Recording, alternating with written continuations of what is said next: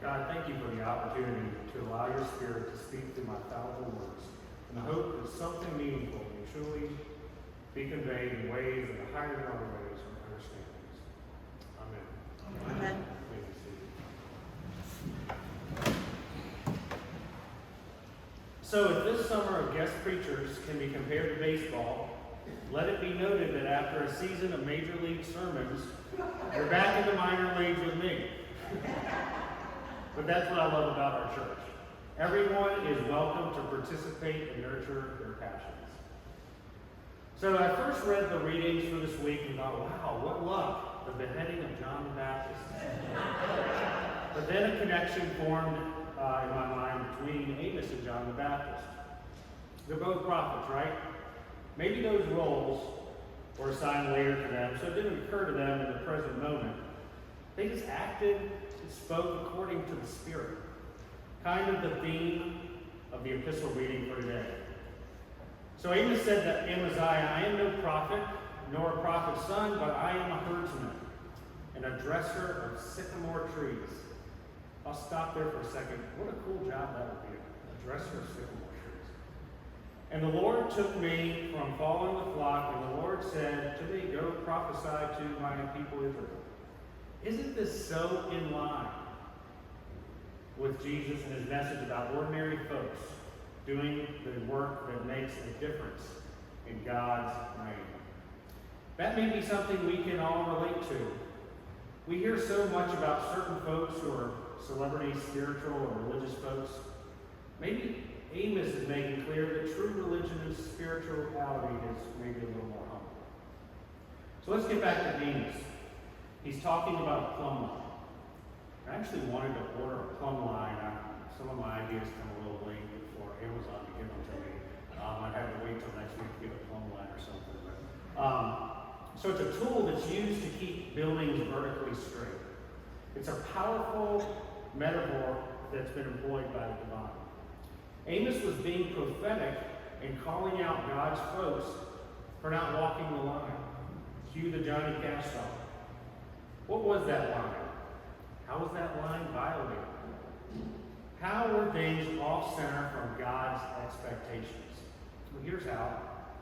You read back on different parts of Amos, you get the answer, and it comes down to something like this. They were not caring for the poor.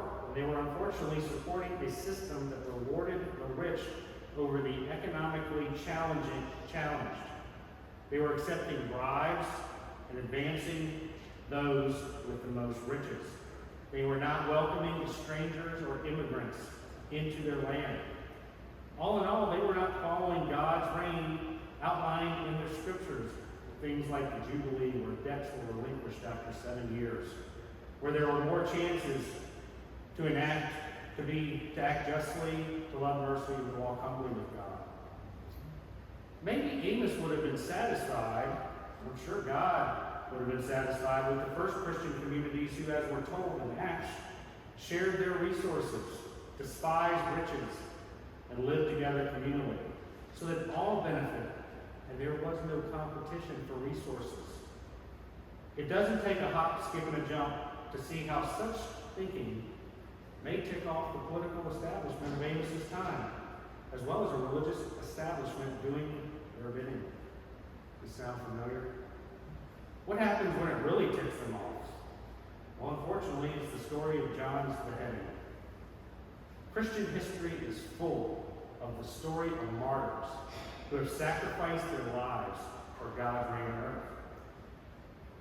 Here's one. Oscar Romero was the bishop of El Salvador. He started off not wanting to rock the boat. He wanted to toe the party line, as they said. Then he actually started getting to know and empathize with the people in his community, learning about their traditions and the systemic oppression that conflicted with his values as a follower of Christ, of Jesus. He was influenced by a liberation theology that put a practical and political lens on the exodus for oppressed folks all across the world who experience and still experience oppression. Romero, through the Spirit we heard about in the epistle today, was convicted to know that God The God we worship today and sing to, is on the side of the oppressed. For that, he advocated for the oppressed in El Salvador, and unfortunately, like John the Baptist, was murdered by those intimidated by such an inclusive prophecy. That's why Amos was disinvited. That's why they wanted him to leave. In that passage that was just read. Romero wrote, "A church that does not provoke any crisis, preach a gospel that does not unsettle, proclaim a word of God that does not get under anyone's skin, or a word of God that does not touch the real sin of the society in which it is being proclaimed, what kind of gospel is that?"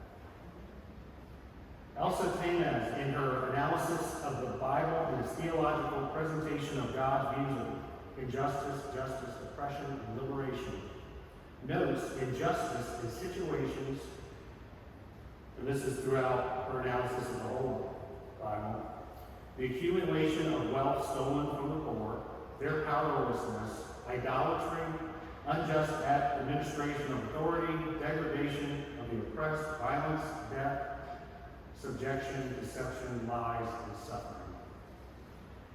Liberation and justice, which is the good news for the oppressed, though, is envisioned as a reign of God, where there is more equitable distribution of possessions and power, the elimination of poverty, a just government, humanization, peace, life, freedom, truth, and joy, and the presence of God, the Spirit of God spoken about in today's epistle reading.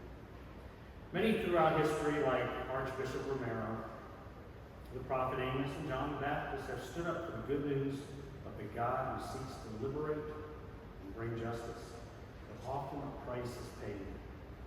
The list of martyrs is a long one. Where are we now as a church?